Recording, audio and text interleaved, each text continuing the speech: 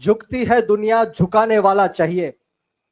આ સરકાર ઝુકશે, પરંતુ આમ આદમી પાર્ટીનો એક એક સિપાહી જ્યારે ગુજરાતના ખૂણે ખૂણે વિધાનસભા લેવલે, જિલ્લા સ્તર ઉપર, તાલુકા સ્તર ઉપર નાના મોટા જે ખેડૂતોના પ્રશ્ન છે એમને વાચા આપવાનું કામ કરશે, ત્યારે જઈને આ સરકાર ઝુકશે. મિત્રો, તમે જોયું કે જસદણ વિછાની અંદર એક ખેડૂતનો મને ફોન આવ્યો કે બ્રિજરાજભાઈ, મારા ખેતરમાં ઘૂસીને મારી પરવાનગી વગર, મારી સહમતિ વગર, કોઈ સિગ્નેચર કે અંગૂઠો માર્યા વગર કે એક પણ રૂપિયાનું વળતર આપ્યા વગર મારા જ ખેતરમાં ઘૂસીને મને જ એવું કહે છે કે આ ખેતર કોઈના બાપનું નથી, અહીંથી બહાર ચાલ્યા જાઓ. ત્યારે મારે સમગ્ર ટીમ સાથે ત્યાં જવું પડ્યું. અને સોશિયલ મીડિયાના માધ્યમથી આપ સૌએ પણ જોયું હશે કે આમ આદમી પાર્ટીના એક સૈનિક તરીકે, એક કાર્યકર તરીકે, એક નેતા તરીકે હું ત્યાં પહોંચ્યો.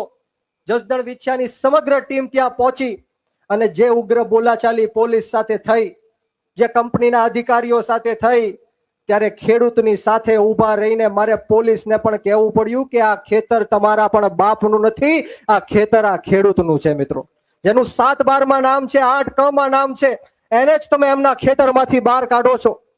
ત્યારે જઈને મેં ખેતરમાંથી જેસીબી પણ બહાર કઢાવડાવ્યું, પોલીસને પણ બહાર કાઢી અને ત્યાંના અધિકારીઓને પણ બહાર કાઢી, અને આજ દિન સુધી ત્યાં કામ કરવા દીધું નથી. કામ અટકીને પડ્યું છે. અને આજે જ્યારે આપણે આ ઉપવાસ છાવણી ઉપર બેઠા છીએ, ઉપવાસ કરી રહ્યા છીએ, ત્યારે ધોળકામાં પણ મેં આંદોલન ચાલુ કર્યું છે કે GSPL એટલે કે ગુજરાત સ્ટેટ પેટ્રોલિયમ લિમિટેડ નામની આ સરકારની કંપની આ લોથલની બાજુમાં જે સરગવાડા ગામ છે એનો 1 વીઘાનો ભાવ 1.5 કરોડ રૂપિયા છે. 1 વીઘાનો ભાવ 1.5 કરોડ રૂપિયા છે. એવી કિંમતી જમીનમાં એ ખેડૂતોની ખેતર નીચેથી ગેસ લાઈન પસારવાનું જે આ કાર્ય કરી રહી છે, ત્યારે અમે અત્યારે પણ આંદોલન ચાલુ રાખ્યું છે. ગઈકાલે પહેલો દિવસ હતો, રાતના વરસાદ આવ્યો, વાવાઝોડું આવ્યું, મંડપો ઉડી ગયા, સ્ટેજ ઉડી ગયું, બેનરો ફાટી ગયા, છતાં પણ સવારે જઈને ફરીવાર એ બધી સુવિધાઓ ઉપલબ્ધ કરાવી અને અત્યારે 200 જણા આંદોલન ઉપર બેઠા છે. અને હું પણ અહીંથી ફરીવાર આંદોલનમાં જાઉં છું. મિત્રો, આ પીડા આજે ગુજરાતનો ખેડૂત જોઈ રહ્યો છે. આપણે સૌએ એક થવું પડશે, નાત જાતના વાડામાંથી બહાર આવવું પડશે. મેં કીધું એમ કે કોઈ પણ પૂછે કે તું કયા સમાજનો છો, તમે કયા સમાજના છો, ત્યારે એવું નથી કહેવાનું કે હું કોળી સમાજમાંથી આવું છું, હું પાટીદાર સમાજમાંથી આવું છું, કે ઠાકોર સમાજમાંથી આવું છું, કે દલિત સમાજમાંથી આવું છું, ક્ષત્રિય સમાજમાંથી આવું છું, માલધારી સમાજમાંથી આવું છું. કોઈ પણ આપણને પૂછે કે તારો સમાજ કયો છે, ત્યારે ગર્વથી છાતી ઠોકીને કહેવાનું છે કે મારો સમાજ ખેડૂત સમાજ છે અને મારો ધર્મ ખેતી છે. ત્યારે જઈને આ ખેડૂતોની આપણે વેદના સમજી શકશું. મિત્રો, વિશેષ વાતો નથી કરવી. ઈશુદાનભાઈ ગઢવીને પણ આપણે સાંભળવાના છે.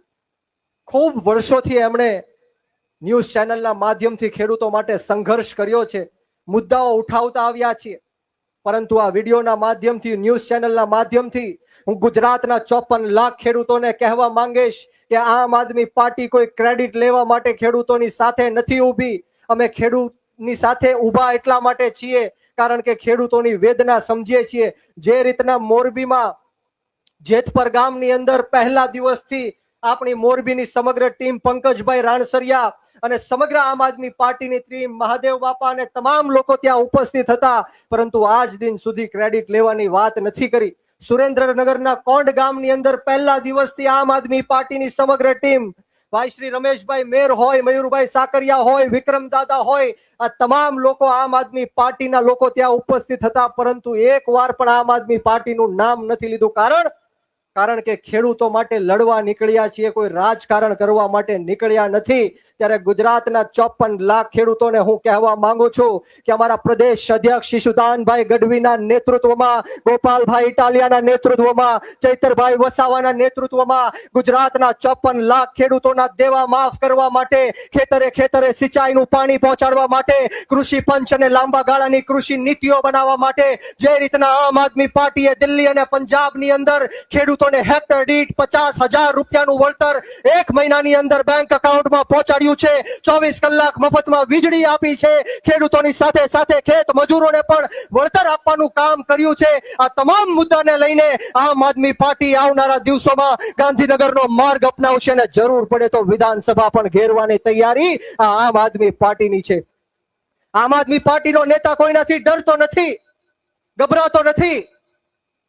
હમણાં ડેડિયાપાડાની અંદર તમે જોયું કે ચૈતરભાઈ વસાવાએ ખેડૂતોના મુદ્દે સંઘર્ષ કર્યો, પોલીસ સાથે, ફોરેસ્ટના ઓફિસરો સાથે બોલાચાલી કરી અને એમાં એમને 7 વર્ષની સજા આપી. અને બીજી બાજુ જે લોકો ઉપર રાજદ્રોહનો ગુનો હતો એ જેવા ભારતીય જનતા પાર્ટીમાં જોડાઈ ગયા એવા કેસો પાછા ખેંચી લેવામાં આવ્યા. મિત્રો, આ પહેલેથી ચાલતું આવ્યું છે, આ અંગ્રેજોના સમયથી ચાલતું આવ્યું છે, શહીદ આઝમ સરદાર ભગતસિંહના વખતથી ચાલતું આવ્યું છે.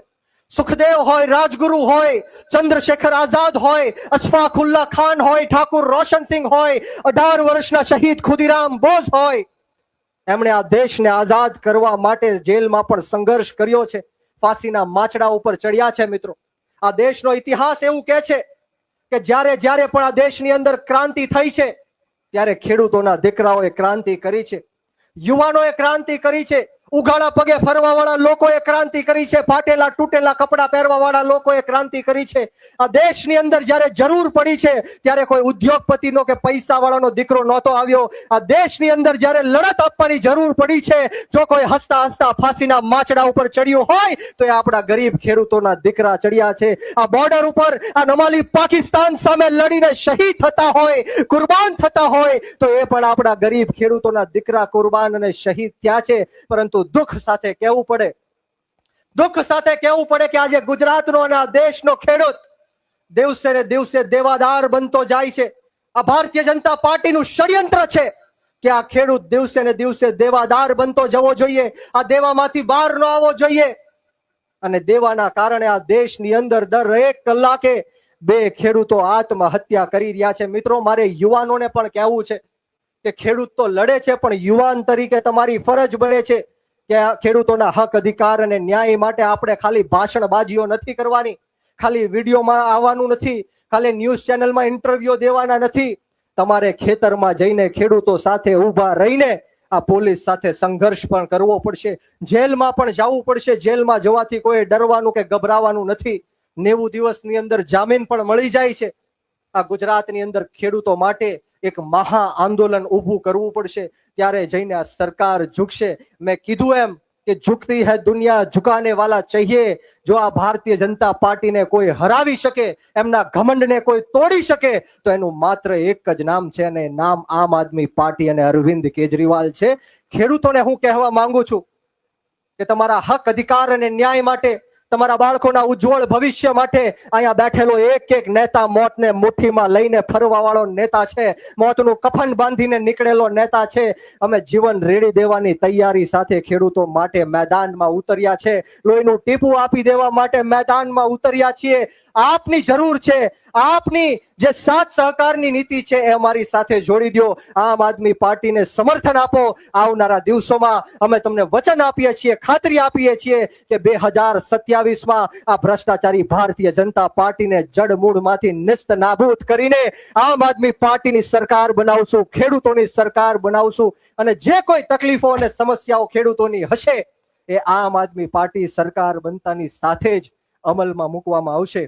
વિશેષ વાતો નથી કરવી. આપ સૌ દૂર દૂરથી પધારેલા છો, આપ સૌના ચરણોમાં નતમસ્તક વંદન કરું છું, આપ સૌને આભાર વ્યક્ત કરું છું. આવો ને આવો સાથ સહકાર અને પ્રેમ સમગ્ર ગુજરાતના ખેડૂતોનો બન્યો રહે એવી માતાજી અને ઈશ્વરના ચરણોમાં પ્રાર્થના સાથે આપ સૌને બ્રિજરાજ સોલંકીના જય હિન્દ, જય ભારત, જય જય ગરવી ગુજરાત, જય જવાન, જય કિસાન.